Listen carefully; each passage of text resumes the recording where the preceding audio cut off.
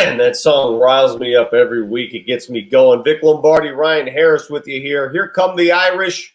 It's an exclusive show weekly for those of you in the Notre Dame Giving Society, and we thank you for giving. How you doing, Rhino? I'm doing good, brother. Look at you, you silver fox. You looking all sharp and like a young Sean Connery over there.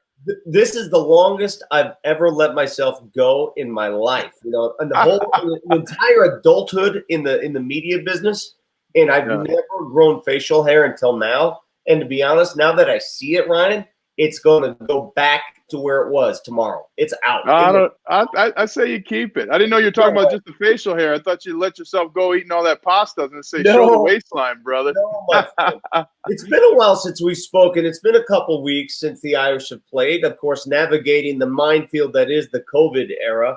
How do you think a team responds after being off for a couple weeks without any action? Well, the thing that I love is that even before the season started, Coach Kelly acknowledged COVID. And it's one thing, I'm sure some coaches around college football landscape said, hey, we're not going to think about it. If it happens, we'll deal with it. Well, that makes it all the more sudden. But by keeping COVID kind of in the front of the mind of players, and not only in their safety, but how they actually go about the season, it prepared them for these 2 weeks. But I'll tell you, Vic, 2 weeks off, you got to treat it like a new season. But the good news is they had a lot of success last time they were at home at Notre Dame. And the other good news is a lot of players are coming back. I mean, players we haven't heard from in quite some time. I can't wait to see the likes of Kevin Austin and some of these other guys that haven't played yet this year. Yeah, Kevin Austin's going to be back. Braden Lenzy changed his number, is going to come back. I'm excited to see what happens, too, in the running game this week because you've got Sibo Flemister now the third straight game that Notre Dame has had a running back go for 100 yards going back to the Camping World Bowl. And then you got Chris Tyree, who reminds me of a young Reggie Brooks. He's got incredible speed. So there's some talent around. And, Vic, a win like that, I mean, it seems foreign to fans, right? Hey, you play football. You've made that catch before. Why is it so different? But you have to see yourself having success. Football players and athletes are no different than any of us in the workplace. You don't know you can do it until you see yourself in that experience. And a lot of guys got great experience these past 2 weeks. You know, I was watching college football over the weekend, Ryan, and I'm seeing the likes of Oklahoma losing to Iowa State. I saw Texas lose to TCU. I'm seeing some of these top-notch schools, and I actually found myself, man, I think sometimes we take success for granted. I mean, you look at what Notre Dame has done under Brian Kelly the last few years, and all those weeks, consecutive weeks being ranked in the top 25 of the AP poll, winning all those home games in a row. And I'm not saying that the goal's already met by any means. But, man, it's pretty cool to be part of a program, to watch a program that is always up there. Well, it's great to be a fan of a team and a university that's the expectation, right? I mean, TCU, that was their Super Bowl when they beat Texas. They still have the rest of the season to play. So not only do you get to watch a high-caliber program like Notre Dame under Coach Kelly, 3 consecutive years of 10 wins. I mean, that's unheard of. You know, you're starting to enter into that, Michigan State basketball, Tom Izzo world, but also to have that expectation. And also, hey, it's great. You expect success at Notre Dame, but the unique thing is that outside of Notre Dame, people do not respect Notre Dame's success. That's what's so unusual to me about this. But Notre Dame will have its chance this year in the ACC schedule to show their worth and hopefully be in the college football playoffs again. During the course of the show, we're going to go in depth on the opposition this week, and that is Florida State. But I want to get your thoughts right off the bat because historically speaking, Florida State is an elite program. And by the way, prayers go out to legendary coach Bobby Bowden, who was struck with COVID earlier this week. So our prayers are out with him.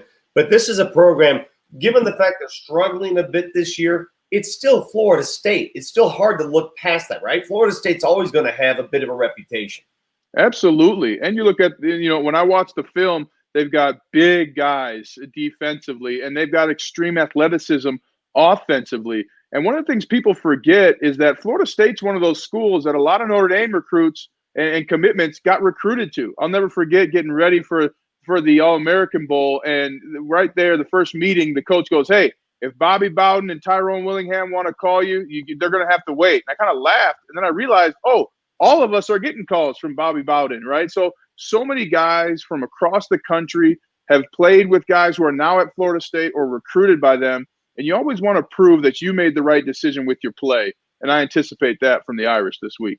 Ryan, my most memorable experience when it comes to Florida State, 1993, and I can't remember if it's 92 or 93. I believe it's 93. Florida State comes into Notre Dame Stadium. They're ranked number 1. Charlie Ward is their quarterback. And Notre Dame they're into it, right? This is a big game. And I bring my would-be wife at the time. She became my wife months later. We go to the game. I said, we got to go watch this game. It's just too big of a game. So we're at the game, and Notre Dame emerges victorious in that game. But my wife gets caught up in the moment because some of the Florida State fans were doing the tomahawk chop at the time. They're like, wait, you cannot do that. Notre Dame won the game. That was one of the greatest games I had seen at Notre Dame Stadium. What a memory. And it feels like yesterday, and we're talking like 40 years ago at this point. Yeah, and it seems like yesterday for me, watching Coach Willingham and the Notre Dame Fighting Irish, who I'd yet to commit to, going down to Florida State and winning down there. And then the following season, we played Florida State. And I'll tell you something, I'd never seen 6-foot corners before in my life. We're warming up, and I saw their defensive backfield, and I was like, oh, my gosh, these are the tallest defenders I've ever seen. And so you get reminded quick in a game against Florida State. It doesn't matter their record. They've got some of the top recruits in the nation, especially out of Florida, and they can compete. And you want that as a Notre Dame football player. You want that competition, and you want to come out on top. All right, so during the course of this show, we'll break down the Florida State offense and the Florida State defense. Ryan's got a wonderful interview set up with one of the Notre Dame legends, a guy who bleeds Notre Dame blood, and that is Dick Vitale. Can't wait for that. That's a little later in the program. Also, we're going to give you an opportunity to win one of these babies. Ryan's wearing his right now.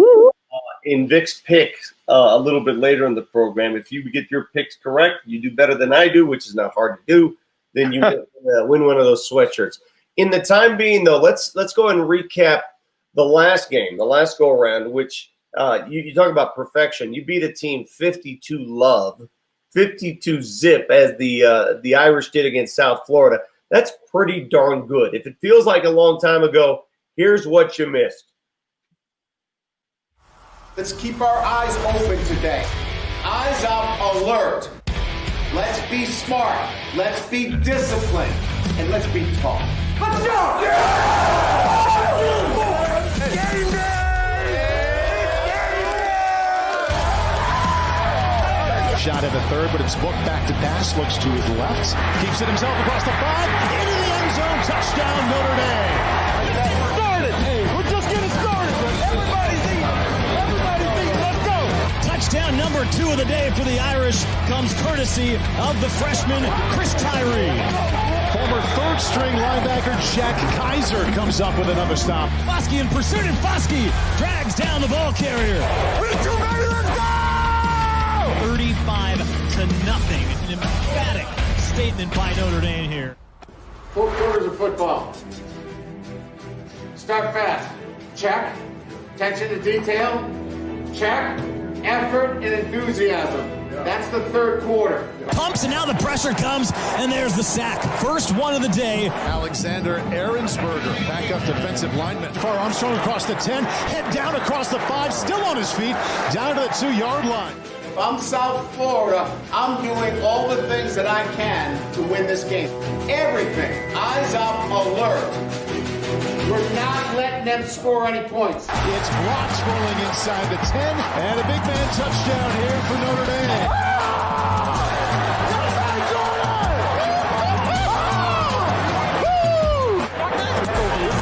I love that. Play smart. Knocked away at the last minute. Well played, Cam Hart. Is the first shutout since last year against Bowling Green by an identical score, 52-0. It's the 4th shutout in the Brian Kelly era. You already know what it is. You got another big W. Great victory. But anytime you shut out anybody in college football, that is a great day. That was the 20th consecutive home victory. You now have the record, the modern day record for most victories at home consecutively in 20 wins.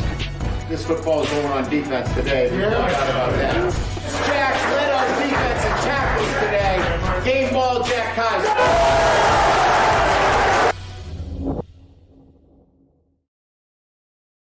Wow, that was awesome. How about Jack Kaiser? He was the fourth string linebacker going into training camp this year, and then he gets the game ball after a huge win, and they protected the Goose. No points 2 weeks ago for USF.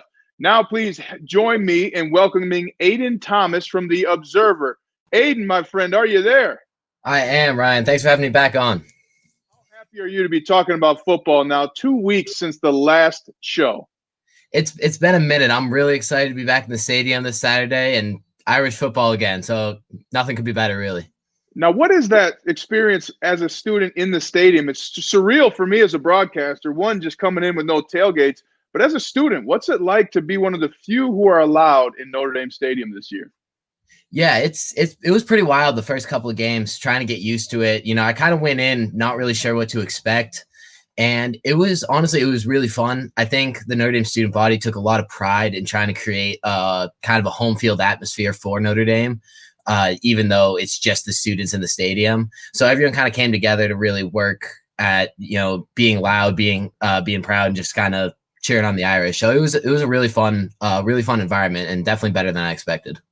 Well, you'll get the chance again this week against Florida State, a team that has historical athleticism and ability. Well, let's talk about the defense, Aiden. What do you see for Florida State this week for the Irish? Yeah, their defense definitely, they've kind of underwhelmed a little bit to start the year, but they've got some, you mentioned it before, they've got top tier talent all along their lineup. And so it's just kind of a matter of when are they going to put it together. And for Notre Dame, they're going to hope to kind of keep Florida State slumping this weekend. The guys to watch for Florida State, Asante Samuel has 3 interceptions on the year, and Amari Gaynor is kind of their force at linebacker. He has 4 tackles for loss and a sack already. So those are the 2 guys from Notre Dame that you're going to want to keep the ball away from. And if they do that successfully, they'll have a pretty good chance. And Asante Samuel is an excellent defender. Is he related to the Asante Samuel that I played against in the NFL, who was with the Patriots for a long time? Asante Samuel Jr. is on his roster, so it might be. All right. Well, there you go. What do you think that what did you like from what Notre Dame's done offensively, especially against South Florida, that you would like them to bring to against this defense this week? So what I was really excited about what Notre Dame did against South Florida was establishing the run game. It would have been really easy. I mean, they could have beaten South Florida a multitude of different ways, really. But it was really nice to see them establish the run game, get Tyree the carries, get Kyron Williams in the game, get Flemister familiar with the offense. And now I feel like they have really a 3-headed attack in the backfield, plus Book, who can be mobile. And so between those 4 guys, they have a really opportunity to do damage on the ground. And I think that's what I really want to see Notre Dame to continue to do going forward, especially against Florida State. I think Florida State's been a little tougher against the run, so really coming in and establishing that ground game and pounding the rock early will set a tone in this one. Well, Aiden, you may not be taking it as a minor or a major, but you're speaking my language, my friend, with the run game. Last question about that defense. Who's going to cover one of my favorite players on this Notre Dame team, Tommy Tremble, who was an absolute animal against South Florida? Who's going to cover him? If I'm Florida State, I'm still figuring that out right now. I think Tommy Tremble is going to be a huge weapon against Florida State. I think they'll probably, I mentioned Amari Gaynor. He's used in a lot of pass rush packages, but they'll drop him off into coverage, and physically he might be the best matchup for Tremble. And so they might try to use him to at least disrupt Tremble. Especially Tremble was huge as a blocker last game as well. So they might use Gaynor's kind of versatile skill set to match up against Tremble and hope to take him out of the game as much as possible. But even then, Notre Dame's got a lot of weapons in the passing game that they can spread the ball to. Well, we hope Gaynor loses a lot of yards against when Tommy Tremble comes after him and this offense. Thanks so much, Aiden. Thanks, Ryan. Appreciate it. Now, we talked about a little bit how it's been 2 weeks since Notre Dame has hit the field. Here's Coach Kelly talking about what that means for the team and the players. It's really hard to take 2 weeks off and think that you can just pick it up without a lot of work and a lot of attention to detail. I think we can go out and play well, but it's going to require everybody to a man to really be purposeful in their work this week. We've played a couple of games. We've had a lot of practices leading into this, but 2 weeks off definitely is something that you can't just think, we're going to roll it back out there and all things are good. It's not. It's going to require, as I mentioned, really leaning on an attention to detail that maybe they'd never had before. So making them aware of that. All right, it's time to talk about the Florida State offense. Let's bring in from the Notre Dame Observer, Charlotte Edmonds, who writes for Notre Dame football. Charlotte, how are you? I'm doing well. How are you doing? Very good. How long have you been with the Observer, by the way? This is going into my 4th year, so I pretty much started right off the bat when I got to Notre Dame. What were your beats before Notre Dame football? So I actually started in news, and there was a big gap. They needed someone in sports, and I started covering fencing, and the fencing team won the national championship that year. So then I sort of got jumped into football by my sophomore year. So mostly fencing. That was kind of where I got my start. Isn't that cool? When I first started at the Observer, they put me on the lacrosse beat. And that's when Kevin Corrigan first started as the head coach, and I knew nothing about lacrosse. I had to learn on the job.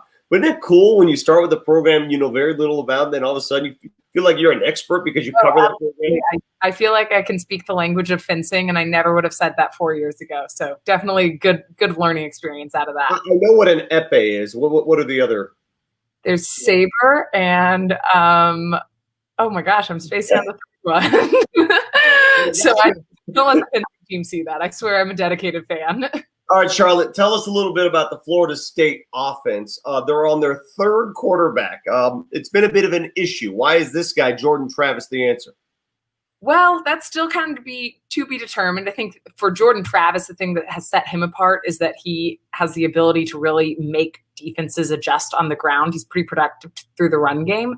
I still would not be surprised to see James Blackman or Tate Rodemaker make an appearance. I think they have clearly there's Jordan Travis, while recently has maybe moved into that starting position, it is still very much up for contention for this Florida State team. James Blackman is a little bit more efficient through the air, so he has proven that he's a little bit more of a dual threat. So depending on what the Notre Dame defense looks like and just simply how efficient this Florida State offense is, they may be trying to give some different looks. Obviously, there's still some questions about who Notre Dame's lineup is going to be, but I think it's fair to assume Kyle Hamilton will be back from that injury that he was kind of recovering from 3 weeks ago, which might make Jordan Travis more of the pick to try to keep it on the ground and not give the secondary any chances for easy turnovers. But that's kind of definitely, there's some similarities between what we saw 2 weeks ago in South Florida I'm spacing on. Anywho, with those 3 different looks. So definitely something that I think Notre Dame will have to prepare for any 3 of these quarterbacks. You're exactly right. It was South Florida, and it feels like a year ago. That's okay. I kind of catch myself there. But it's interesting because, Charlotte, you go from a South Florida team, and listen, these are both Florida universities. I don't want to disrespect South Florida, but there's a vast difference in the, let's say, the quality of the trenchmen from South Florida to Florida State. I mean, Florida State guys are blue chip guys, and I think we'll see a little bit of difference in how they play up front, won't we? Absolutely. And I think it'll be interesting, particularly, I think the stats actually, this is one time that I think stats are very, very helpful in telling a narrative. So Florida State is top 50 in passing and top 25 in rushing, and they're 50th in total offense. While not at Notre Dame's marks, still a competitive number. However, they have failed to convert. They're averaging only 21 points a game, and that's largely disproportionate. They put 41 up in a second half rally against Jacksonville State. They have not been a very efficient offense through 3 games in, which makes me think that while they might be able to get the yardage, they're not converting it to points, which is something that Notre Dame's really good at, protecting the red zone and kind of keeping teams out of that. So I do think that will be kind of interesting to see. You're right. There's definitely a different caliber of talent than what they faced against South Florida, just by virtue of who their recruits are and just the history of this program. But I also think this is not something that Notre Dame should be deterred by. This is not the same Florida State team of the early 2000s or even 2014. That this simply is just not the same situation. So how would you describe their style of offense under the guidance of Mike Norvell? What kind of fingerprints does he leave on this offense? It's hard to tell. I think part of it is that they're still trying to find their identity, and a lot of that comes with having 3 different quarterbacks throughout this season. James Blackman was the starter through last year, so certainly they kind of developed an identity behind him that was primarily kind of a dual threat NFL-style quarterback. He likes to go – they've got 2 big targets, 6'4" at receiver, Tamarian Terry, and then Cameron McDonald at tight end. They're both big targets that they average in double digits in yards per attempt. So they definitely like to go to those guys, but I think maybe clearly that hasn't been working. Like I said, it's not converting on the scoreboard. So I do think it'll be interesting to see. They might be trying to do something new with Jordan Travis. They might be looking to run a little bit more, but definitely it's kind of inconclusive at this point because it seems like they're still trying to find what their identity is as an offense. Charlotte, you're a senior. What's your major? What do you want to do? History. I am figuring that one out. So I really enjoyed studying what I have, and I've enjoyed my involvement at the Observer. So trying to figure out what my next move is. I don't want to make you feel jealous, but back when I worked for the Observer, they actually paid a few of us a small stipend. Are they paying you guys anymore? Is it all gratis at this point? No, they do pay you if you work in the office as like an editor or production manager. So absolutely. We're not, they've still paid us for that. Really? I was making a couple $100,000 a year. I'm kidding. No, I'm just can't say we're making that these days. I might have to file a complaint.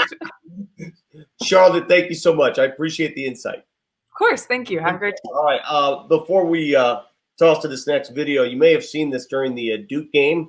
If you're in attendance, if you're a student, during the game in the stadium, they played this video, and it featured a bunch of former Notre Dame football players asking and answering the question, why Notre Dame? Why Notre Dame? Because it's just the greatest place in the world. You get chills running down your spine when you see the sun open up on a Saturday in the fall, and it's the best combination of school and football that you can have on the planet. To be honest, for somebody who has never walked on campus, there's nothing I can tell you that's going to fully encompass the feeling of walking around here. Notre Dame is an idea. It's understanding that you can become whoever it is that you want to become. When I came here, that was the biggest reason, was when I came to Notre Dame, the people that made up this place, they, hold up the standards of the traditions set here, and, it's just a great place to be a part of. I just knew Notre Dame was special, and it was different.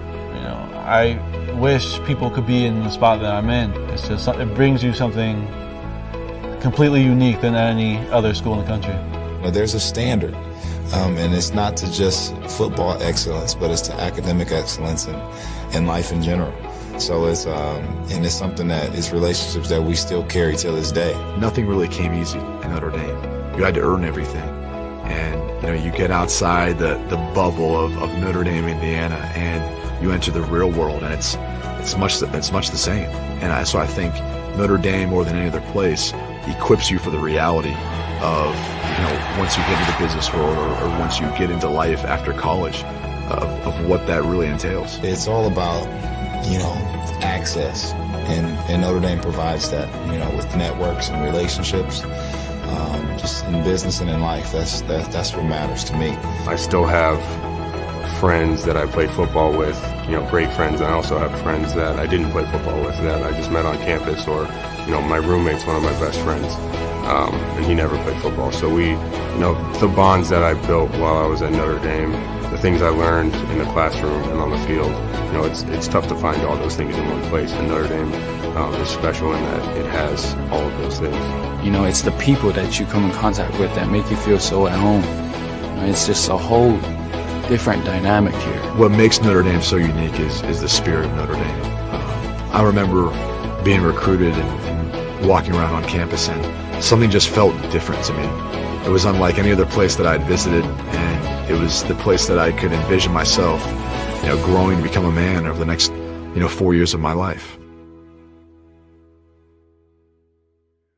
Well, this is an amazing show for an amazing university in Notre Dame, the university not only we love, but God loves. And another person that we're going to bring on as a guest is someone we all love. Over 40 years broadcasting on ESPN and beyond. He's now a corporate speaker, and he's raised over $37 million for cancer research. Please welcome a friend of mine, a friend of yours, a friend of the University of Notre Dame, Dick Vitale. Dick, welcome to the show, my friend. Well, thanks a lot, Ryan. Really appreciate that great introduction. I want to first congratulate you, man, with that ring. I remember at my event you came to my gala. I said, show me that ring, man. Show me that ring. And really, you've done a great job representing the university in many positive ways, and I'm honored to be on your show. Well, it's an honor for me to chat with you, sir. And, well, it's funny, you know, I think back to when I was a freshman and sophomore at Notre Dame, the pep rallies were so huge. And I kind of was coming from Minnesota, so I didn't know how many people loved Notre Dame. And at one of those pep rallies, this speaker changed my life because he talked about passion, he talked about energy, and that speaker was you. When did you fall in love with Notre Dame, and how have you led a life full of passion for Notre Dame and beyond? Well, you know, I grew up in a home where my mom and dad were uneducated. Had a fifth grade education, my parents, with a doctorate of love. And my mother used to say when I was in high school, she said in her own Italian way, Richie, you got to go to that school, Notre Dame. And I said, Mom, I can't go to Notre Dame. I can't spell it. I'm so dumb. I said, I got to go somewhere else. But I heard Notre Dame has been big, always on Sunday, watching them on TV years ago. And just the university was special. And then when my daughters got recruited by Notre Dame for tennis, that really elevated it to another level for me. And we have right now in my family, Ryan, 7 degrees from Notre Dame. If you include my honorary alum degree in 1997, which Mike Bray has given me a beautiful jersey with the name Vitale year, you count that honorary degree, we have 8. And we have a situation where my granddaughter right now, Sydney, she's a freshman at Notre Dame on the tennis team. So that'll increase it a little bit more. And who knows, the future, maybe a few more as well. And all the times you've been to Notre Dame, you mentioned Sydney. You're going to get to see her this weekend, but no football game. I'll tell you right now, it's weird. No tailgating too. But why is it so important for you to still go to Notre Dame and see your granddaughter attend the University of Notre Dame? Well, family, love, man. Love. Haven't seen Sydney since she went out there. Spoken to her several times on the phone, and she's told me how much she loves the university, loves her coach, Coach Severio, and just really enjoys what it's about. And I'm not shocked. I'm not shocked at all because my daughters had that same passion, that same feeling. And that's what the university does to you. It grabs you, man. We're very fortunate, my wife and I, and the university did not come after me. I went after them. After my daughters went there on a scholarship line for tennis, and my son-in-law went there as well, played lacrosse. Terry, who you were on the Monogram Club with, her husband, Chris, and also my other son-in-law was a quarterback, a backup to Ron Paulus there, and my daughter went there as well, her Terry's sister, Sherry. So, and again, with all of that and the passion again for the university, it just excited my wife and I to want to do more than just cheer for the Irish. I've been lucky financially to make a pretty decent living over the 40 years at ESPN. And I went to them and I said, look, I'd like to donate some money. So we came up with an endowment we gave for the Dick Vitale Family Scholarship Awards, which go out annually. I had only one requirement that I said I would part of it. I want the dollars off that endowment to go to youngsters that participate in activities that do not get financial aid. For example, the cheerleaders, the band, the mascot. And we've done that now for years. And I just absolutely love being part of it, the little that I can do in giving back to the university, who's been great to my family because I see the development of my family, my members that went there, and the university certainly has been accountable for that. How important is it to support Notre Dame, who not only benefits so many people in the education they give, but has that gold standard, much like the helmets of the Notre Dame football team? There's a gold standard of how to treat people, how to interact, how to be kind. How important is that in a time like this? Well, I think it's very important anytime, and certainly now with the incredible pressures that are out there over the pandemic. COVID-19 has created such a nightmare for so many. My heart goes out to all of those out there that have lost their jobs, lost an opportunity to provide for their families, out there, all those that have been sick, all those that lost their lives. I mean, the priority and certainly the health factor has got to be number one, and that's why we all have to follow the advice of the unbelievable experts the people in science that understand when they tell you to put a mask on and they tell you the social distancing. Why is that so difficult to comprehend? I find that mind-boggling how some people, because it's a selfish motive, you don't want to put that mask on. Maybe you don't care about yourself. What about others? Care about one another. And that's what the university's about. The university's about caring and giving a damn. And it really is a special, special place. There's no doubt. I get still goosebumps on Saturday football games, walking around the campus, looking at the Golden Dome, and have those little dreams in my mind, about what it was like. I'll never forget. We came in a private plane, and we're flying in. It was a big game. I think it might have been Michigan several years ago. And my son-in-law is next to me, who played, and in the last game he played was an Orange Bowl, threw I think 3 or 4 touchdown passes in '96 against a great Florida State team, and then he had a neck problem. He couldn't play football anymore. So we're flying over it, and we're getting right by the stadium, and we're flying over the stadium, and all of a sudden I see him like tears coming down his eyes. I turn and I says, "Hey man, what's going on?"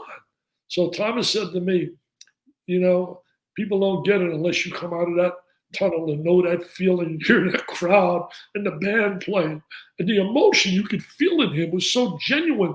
And I got to believe that many like yourself have felt that feeling that's so unique and special, because the university is special in every way. There's no doubt about it. It is one of my favorite places to go. We've gone, it cost me a lot of money, Ryan, I closed my calendar the 6 years my daughters were there, 4 years undergraduate, and then they went to their masters.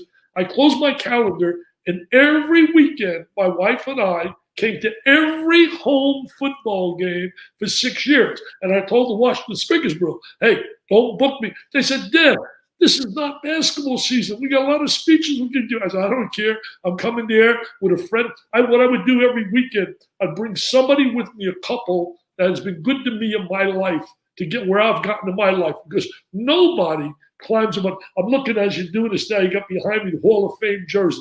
No one gets in the Hall of Fame. No one has the things happen for them that have happened for me and for many others out there been successful without a great team, people out there that have extended a hand with love in their heart. And I love giving back. And those weekends are very, very special to me. You're making all of us feel those special weekends, and you've made players feel special your whole broadcasting career. How did Diaper Dandy come up? You gave even freshmen attention in basketball. Where did Diaper Dandy come from? Ryan, a lot of my sayings came from being in the locker room as a coach. Prior to getting fired by the Pistons, when I got the Ziggy back on November 8, 1979, man, I actually got the Ziggy earlier than that. At 77, and then all of a sudden I go to television, and wow, I get into TV, and I can't believe what happened, and the thing took off. And I would remember guys in the locker room, hey, coach, I need some PT, man. I'm getting no playing time. Come on, man. Hey, coach, give me some time, man. Give me the rock, coach. Give me the ball. Give me the rock. So I transferred all that to TV, and they've caught on. It's amazing. I don't think I could go a day in my life anymore walking outside or going to a hotel or going to an airport without somebody screaming out, hey, am I a PT peer? And I laugh. And someone says, oh, you're tired of that? I said, no. Same thing when I'm sitting in a restaurant. People come over for autographs and pictures, and people will say, geez, don't you get upset about that? I say, are you serious? If they don't ask me, I say, hey, I'm going to put a sign in the back. Please ask me. My name is Dickie V. I mean, I love people, man. If you love people, I grew up in a family full with so much love. I can't tell you how much I miss my mom and dad and wish they could only have been alive to see all the beautiful things that have happened for me in my life. And what you talk about being a primetime player. You don't know this, but I used that the year when I started as a freshman. I said, I'm a primetime player. I belong here, baby. And that kind of gave me some juice. So you helped me be successful, my friend. And not just myself. You talk about that love that you have for people. That's gone far beyond your broadcast, far beyond even your love for Notre Dame that we see and are experiencing right now. You and through the V Foundation for Cancer Research, and I joined you a few years back, a fantastic event. You raised over $37 million for cancer research. You're going to honor Muffet McGraw, one of my favorite coaches of all time, even though she didn't even coach me, But you're honoring her this year. tell the people about the V Foundation for Cancer Research and all the work you've done over the years and what they can expect this year. Well, the V Foundation is just a 4-star rated charity. All the money that we do raise, that I go out and fundraise for, every dollar we raise, every dollar goes for research, because we have an unbelievable endowment of over $30 million that off that endowment, all the interest from that pays the administrative costs. So it's really, we get a rating from Charity Navigator. On May 7th, Muffet is one of our honorees, and deservedly so. She's done a terrific job. She's represented the university in such a positive way in many ways. Also, we're honored with Scott Van Pelt from ESPN, does a phenomenal job on TV. We're honoring Dan Mullen, who's going to have a great year, I firmly believe, with the University of Florida, a football coach. And it's just going to be a special, special night. And we have a John Saunders Award for Courage, which is going to be going to Chris Mortensen of ESPN. And last year we had a virtual gala. We raised $7.4 million. We've raised $37 million thus far. Anybody, all the Notre Dame people, I'm begging you and I'm pleading you, there's nothing more important to me today in my life than raising money for kids battling cancer. Ryan, as you and I are speaking right now, and I tell this everywhere I go, because it's so true, that today, if you think you got a tough time, think about this. Today and every day, 45 to 50 mothers and fathers are going home from a doctor's visit and hearing 4 words that no mom and dad ever wants to hear. Your child has cancer. It's life-changing what it does to a family, watching the child go through all kinds of chemo, radiation. You know, you mentioned about me speaking with the Washington Speakers Board, and I'm very proud of that. But I was asked to speak at several funerals for kids. And either were at my gala or the family was at my gala. And I'm going to tell you something. Of any speech I've ever given in my life, those were the 2 most difficult speeches I've ever given. Tears your heart out watching a mom and dad battle and watch them put their child to rest. It just breaks your heart. People want to join me and help us raise money, go to dickvitale.com. You can make a donation. Or if you go to dickvitale.com, you can get my latest book. I have a brand new book out. It's called The Lost Season. And it's all about last year in basketball, no basketball because of the pandemic. When I write about what could have been and might have happened if we had a tournament. But more importantly, Ryan, every dollar, every cent, not 60 cents, 80 cents, but every dollar from the sale of the book, any profits I would make are going into our bank account to raise money for kids battling cancer and going to the V Foundation. So if you want an autographed copy, you want me to write, you're awesome, baby. You want me to write, you're a PTP, just go to my website, dickvitale.com. You can see it right there. You write down what you want me to write. I just signed a bunch of books. I did a show in Kentucky, and these Kentucky fans, I got all these things. Hey, Kentucky's awesome, baby. They're the best of the best. I'll write anything people want if it means raising money for kids battling cancer. So it's dickvitale.com. Well, Dickie V, man, you are a Notre Dame man, a Notre Dame dad. Your daughter was the president of the Monogram Club, and now your granddaughter's going to Notre Dame, and you share the love of Notre Dame with all of us. I've never cried on this show. You almost got me twice now. You almost got me twice, Mr. Vitale. So thank you for sharing your love for the university with ourselves, our fans, and our donors. And thank you to everybody for being here. Next up, we've got Vic's Picks. Stay tuned. All right, we just saw Ryan Harris with Dickie V. Dick Vitale, man, how cool is that the progeny of Dickie V still keeps the flame lit at Notre Dame, and he is a huge, if you watched him on television, a huge Notre Dame fan and backer. All right, time for our favorite segment. That's because you get to win stuff like this Notre Dame hoodie, the Here Come the Irish hoodie. Last week we had 4 winners, or 2 weeks ago, I should say, after the South Florida game. We had John Callahan, Pat O'Malley, Albert Councilman, and George Momola. Congratulations to the 4 of you. You won the Vic's Pick segment. And for those of you who wonder how it works, let me read from the instructions right here. You make 4 predictions for the upcoming game. Will Notre Dame win or lose? Will Notre Dame cover the spread? The spread is 21 against Florida State. How many total yards of offense will the Irish generate? And what will be the final score? That last one is just for fun. Each of the Notre Dame Giving Societies and the Congregation of Holy Cross will get one member to represent them. Each guest will make the first 3 predictions.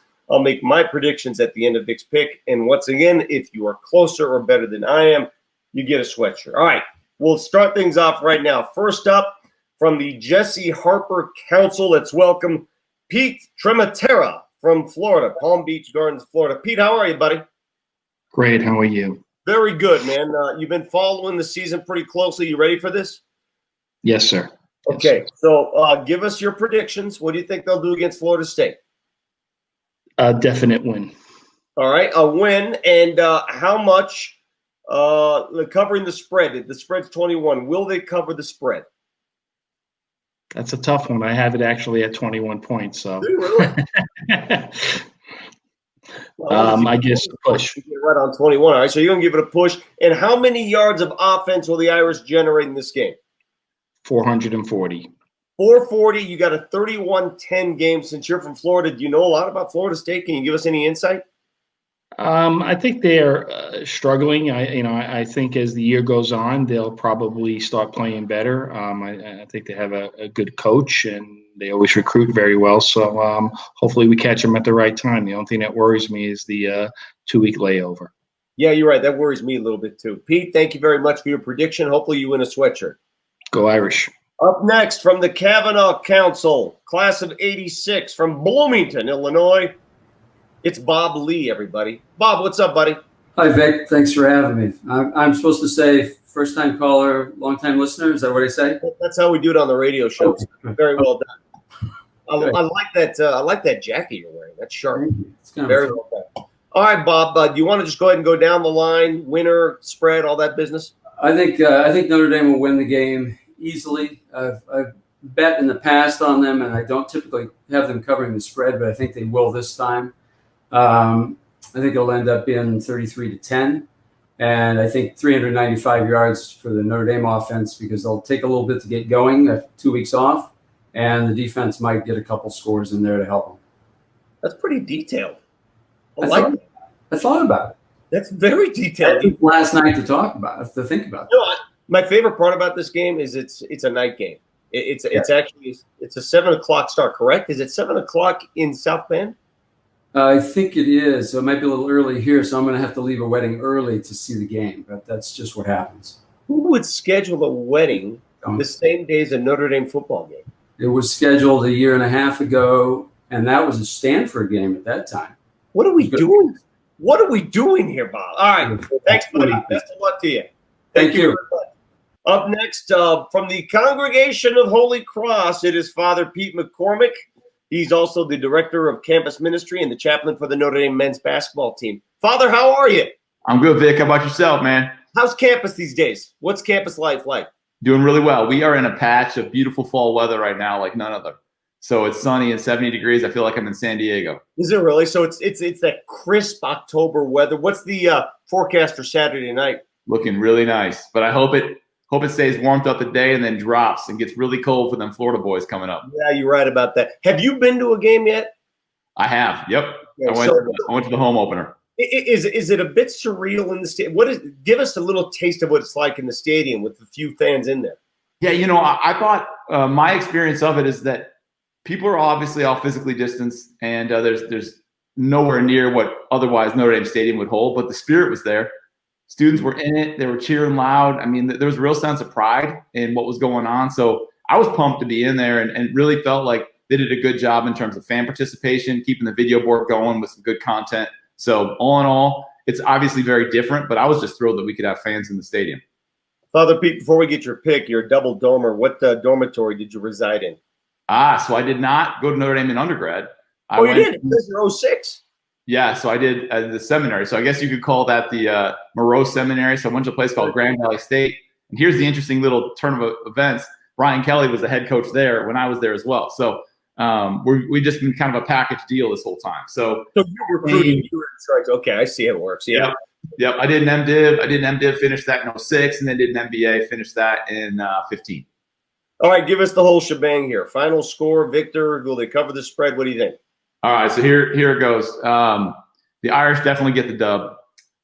They do not meet the spread. I just think that this layoff, there's some rust that's going to have to be knocked off here. Total offensive yards, we averaged a little bit more than this in seasons past, but I'm going to go with 400 for the same reason. And final score, 34-20, favor the Irish. See, I like the way you're thinking. It's not always about beating the spread. I mean, unless you're throwing money down, I guess you're not winning anything. But it's about winning the game, right? I don't care about the spread unless you're in that field of work. You know, That's exactly right. And let me tell you, someone in my profession, that's just doesn't play well. I was going to say, if you're worried about beating the spread, then we got a different topic on our We hands. should probably have a different show and a different conversation. Father, thank you so much, buddy. Appreciate it. My pleasure. Thank you. From the Soren Society, let's welcome class of 99, Charlie Gengler. Charlie, what's up, bud? How you doing, Vic? Thanks for having me. Did I pronounce your name correctly? Is it Gengler? That's correct. Okay. What dorm were you living in when you were in Notre Dame? Morrissey Manor. Morrissey, very nice. And what was your major? I was accounting.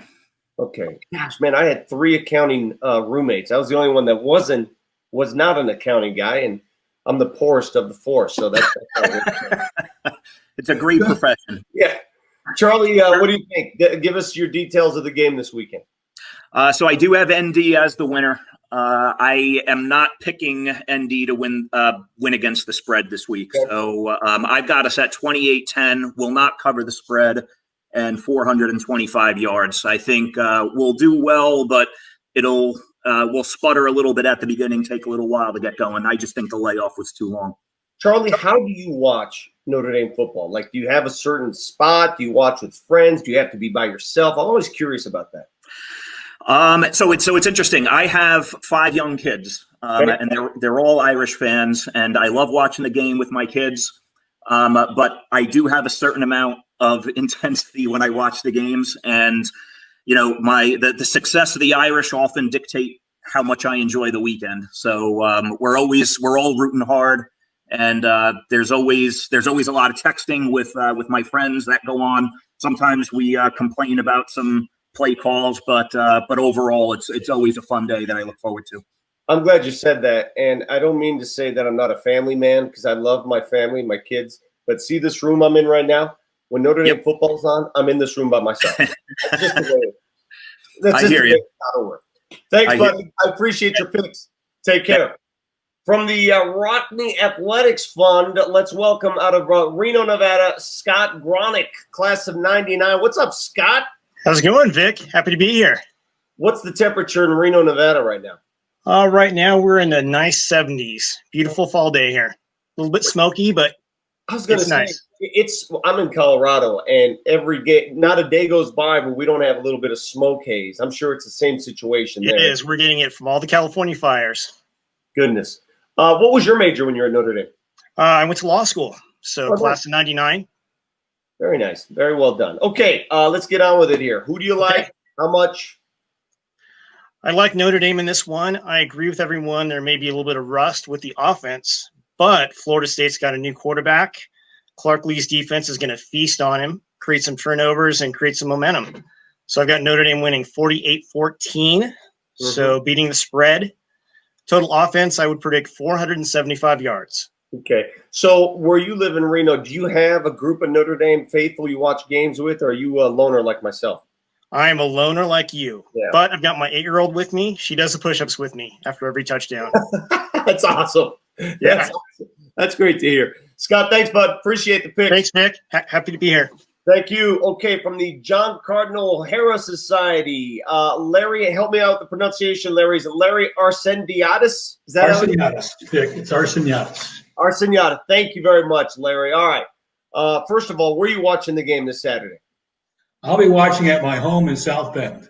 Okay. Oh, so you're in the Bend. Oh, beautiful. I have a home in South Bend. I have a home in Florida. So how often you just go outside and just smell the air during the game and just go to get a sense of what's going on in the stadium? Well, if I'm not at – most of the time, of course, this year it's different. Yeah. Most of the time I'd be at the game. Where are your seats? I like the end zone.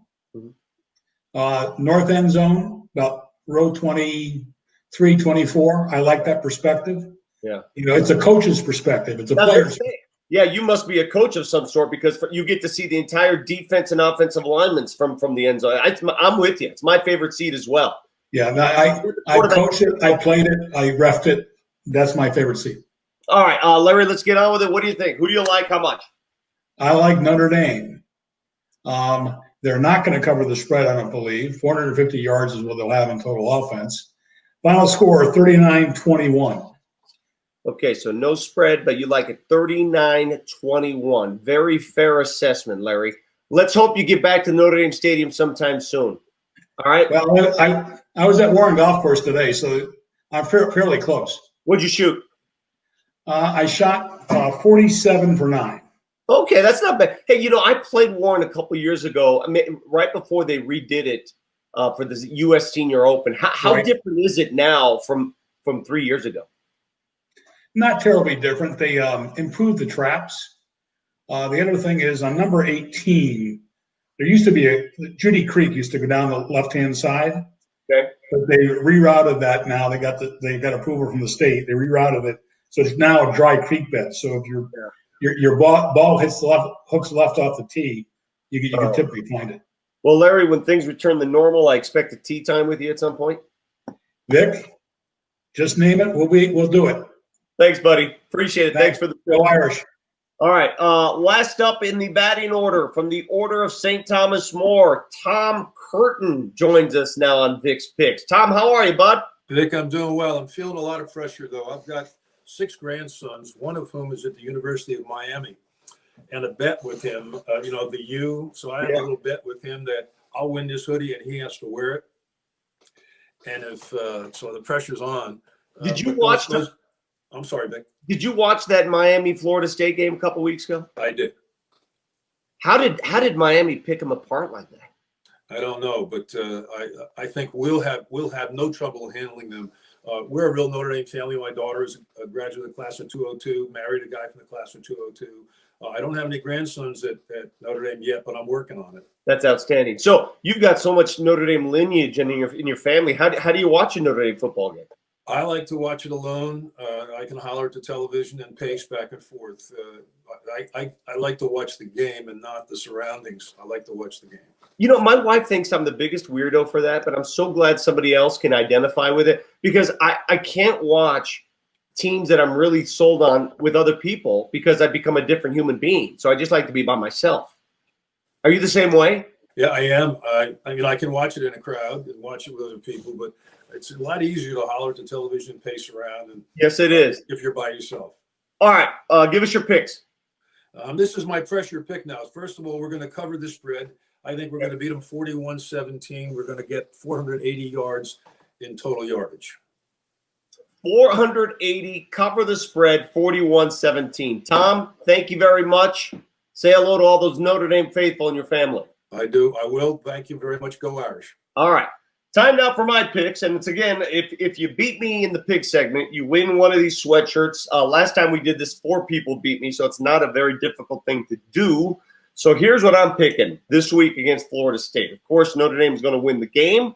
I see it as 35-17. I do not think they'll beat the spread. It'll be a little closer, not close for comfort, but close enough not to beat that number. And they'll generate 415 yards of offense. Good luck to all our pickers. We hope to do it again next week. We hope we get a bunch of winners. Time now to introduce a tribute. If you've been to Notre Dame, you've been to that stadium, you've heard this voice.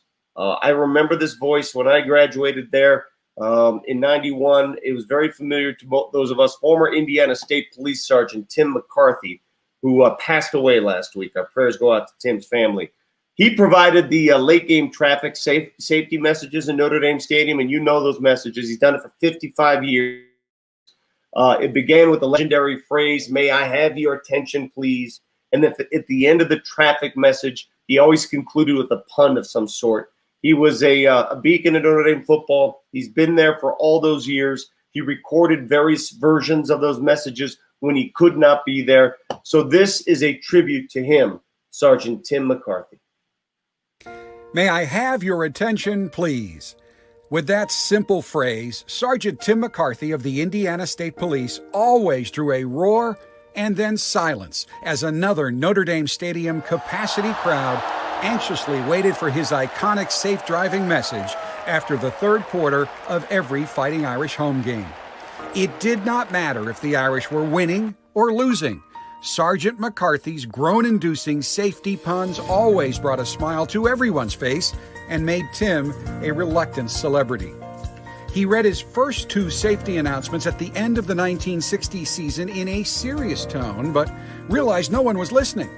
He fixed that by taking the advice of a friend and adding some humor the following season, and went on to become a much-anticipated part of the fabric of every Notre Dame home football Saturday for 55 years.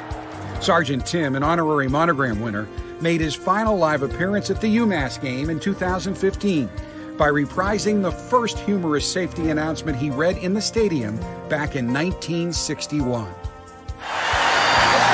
McCarthy for the Indiana State Police. Football fans, after the game, your number 1 priority is to get home safe and sound. Drive carefully, take your time, stay alert, and please do not mix drinking and driving. And now to repeat, the very first clip I gave in this stadium 55 years ago. Remember, the automobile replaced the horse, but the driver should stay on the wagon.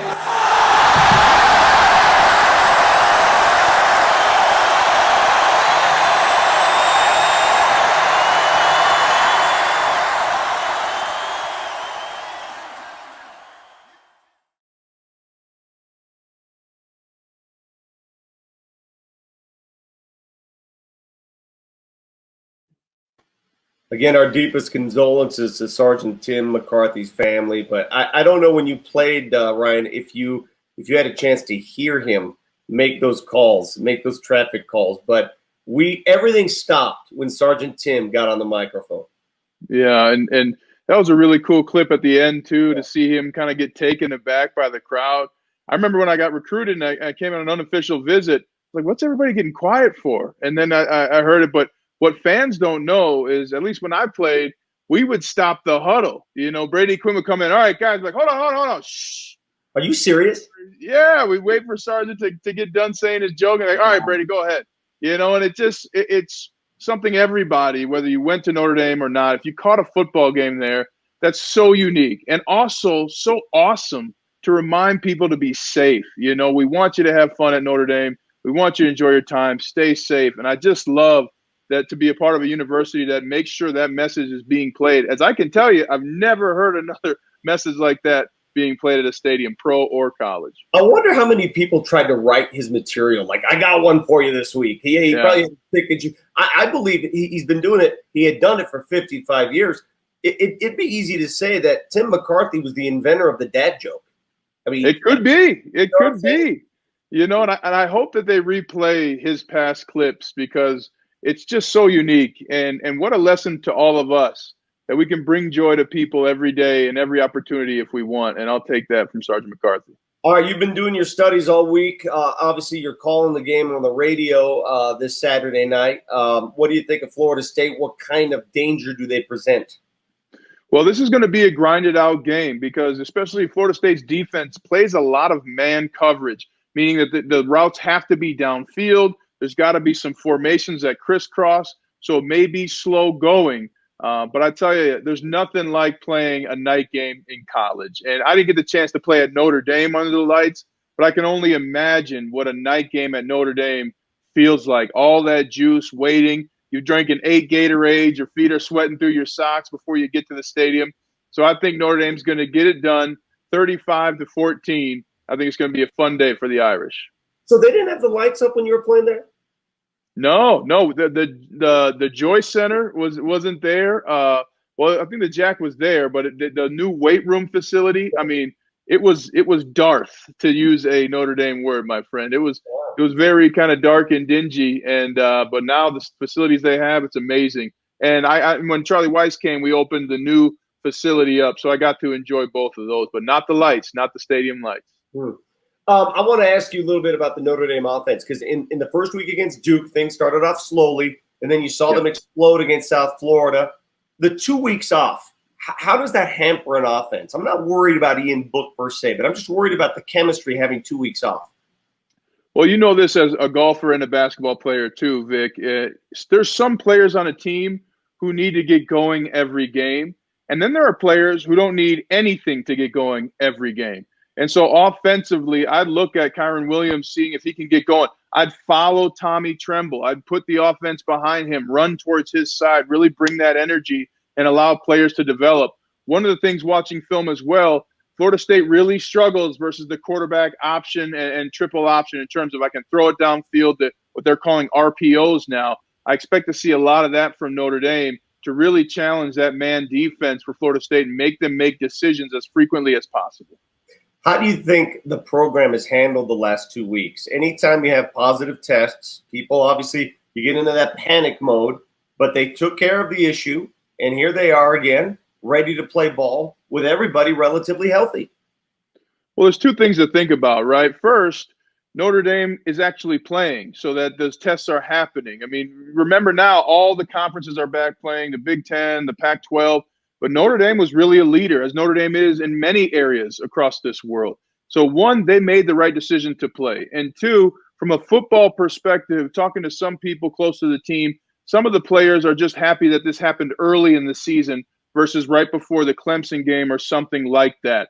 So, and the more players that they've been told, the more players that get it, can all get COVID, can now they have the antibodies to protect themselves. So hopefully the risk of this in the future is lower. And I think they've done a fantastic job. I mean, Vic, you and I in college tell us to stay in our rooms, not to be friends with people, not to go to intramural sports, not to go get a donut at the dining hall. That's tough to do. I think not only the players, but the students have done well as well. They have to be congratulated. Yeah, you're right. And I kudos to all the students for showing the ability to keep in check, because that is a very difficult thing. When you're on campus, you want to enjoy the campus life.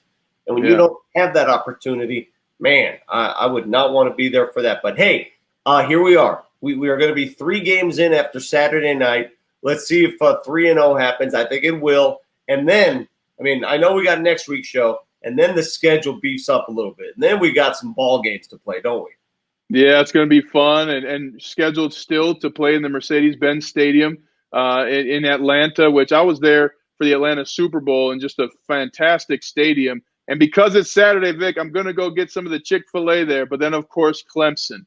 Clemson's coming up. It's going to be at Notre Dame. What a huge opportunity for Notre Dame in a COVID pandemic season to show up and show out right at home. Ryan, as usual, good luck to you Saturday. Have a safe trip, and we'll hear you on the radio, my friend. Go Irish. All right. For those of you watching, here come the Irish. We'll say goodbye, of course, as we do every week with the Notre Dame Marching Band. It's the battle cry of the Irish, and its pounding rhythm fills the stadium as opposing teams come to the line. Here is the Celtic Chant.